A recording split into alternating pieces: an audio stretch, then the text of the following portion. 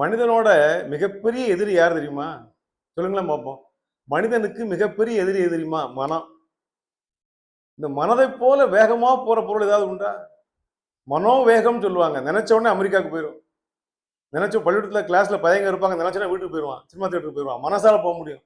மனோவேகம் தான் உலகத்துல பெரிய வேகம். அந்த மனதை சமாளித்துக் கொண்டு வாழ்வதுதான் மனித வாழ்க்கை. பெரிய போராட்டம். 2 மனம் வேண்டும்.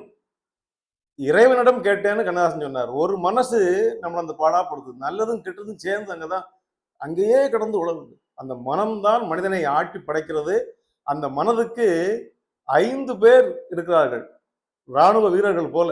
இந்த 5 யாருன்னா மெய், வாய், கண், மூக்கு, செவி. இந்த 5 பேரையும் பிடிச்சு ஆட்டி படைச்சு இதை செய் அதை செய்யின்னு சொல்லும் அந்த மனம். 5 பேர் அதுக்கு படை வீரர்கள். அந்த மனதுக்கு 6 ஆயுதங்கள் இருக்கு. இந்த 5 பேரை வைத்துக்கொண்டு காமம், கோபம், குரோதம், லோபம், மதம், மாச்சரியம் என்ற 6 வகையான வாழ், கத்தி போன்ற ஆயுதங்களை கொடுத்து போராடுகிறது. இந்த மனம்தான் மனிதனை கெடுக்கிறது. மனம்தான் எல்லா துன்பங்களுக்கும் காரணம். மனிதனுக்கு வரக்கூடிய அத்தனைக்கும் காரணம். மனித ஜாதியில் துயரம் யாவுமே மனதினால் வந்த நோயடா. இது கண்ணதாசன் சொன்னான். மனித ஜாதியில் துயரம் யாவுமே மனதினால் வந்த நோயடா. மனசு கொடுக்குற நோய் தான் எல்லா துன்பங்களும். அந்த மனம் அந்த பாடுபடுத்துது. மனம் அமைதிப்படுமா என்னைக்காவது? ஒருத்தன் ஒரு சாமியார் இருக்கக்கூடிய ஒரு இடத்துக்கு போனா, ஒரு மடத்துக்கு போனா, அவர் பெரிய தாடி வளர்த்துருந்தான் அந்த பையன். அப்ப ராத்திரி படுத்து தூங்குப்பா, காலைல பேசுவோம் அப்படின்னு சொன்னாரு. உடனே அங்க ஒரு போர்வை இருந்தது மூடிக்கிறதுக்கு. போகும்போது சொன்னாராம், நீ தூங்கும்போது ஒரு பெரிய தாடி இருக்குதே, இந்த தாடிய போர்வைக்கு உள்ள வச்சுட்டு படுப்பியா இல்ல போர்வைக்கு வெளியே வச்சுட்டு படுப்பியா? இவ்வளவுதான் கேட்டுட்டு போனாரு. போன பிறகு இவனுக்கு யோசனை, தாடியை வெளியே வைக்கலாமா உள்ள வைக்கலாமா? போர்வை எடுத்து முதல்ல தாடியை உள்ள வச்சு மூடுனா, திரும்ப உடனே மனம் சொல்லிச்சு வெளியே வையின்னு. அப்புறம் வெளியே கொண்டு வந்தான், திரும்ப உள்ள கொண்டு வந்தான். விடிய விடிய தூங்கவே இல்லை, மாறி மாறி செய்யறான். மனம் எதை நினைக்க கூடாதுன்னு நினைக்குதோ சொல்லுதோ அதையே நினைக்கும். இது ஒரு சின்ன தாடி விஷயத்துக்காக இரவு முழுசும் தூங்கவே இல்லை ஒருத்தன். மனம் எங்க இருக்கிறதோ அங்கதான். கிளாஸ்ல அடிக்கடி பையன்கிட்ட சொல்லுவேன், you are physically present but mentally absent. அவன் உடம்பு இங்கதான் இருக்கும், ஆனா உள்ள எங்கேயோ இருக்கும். மனசு எங்க போய்கிட்டு நமக்கு தெரியுமா?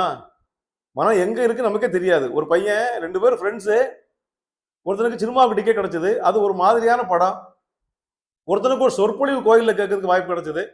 2 பேரும் சேர்ந்த சொற்பொழிவு போவோம்னா அவன் சொன்னா நல்ல படம்டா, இண்டே கிடைச்சிடா, ஒரு மாதிரியான படம்னா. இல்லப்பா நான் சினிமாவுக்கு போறேன், நான் கோயிலுக்கு போறேன். இவன் கோயிலுக்கு போயிட்டான், அவன் சினிமாவுக்கு போயிட்டான். கோயில்ல நல்ல ஒரு பக்தி சொற்பொழிவு, சினிமாவில் அசிங்கமான படம்.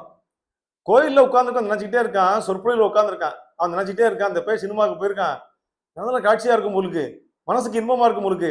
நாம அங்க போகாம விட்டவன் எங்க இருக்கமே இவன் நினைச்சான்.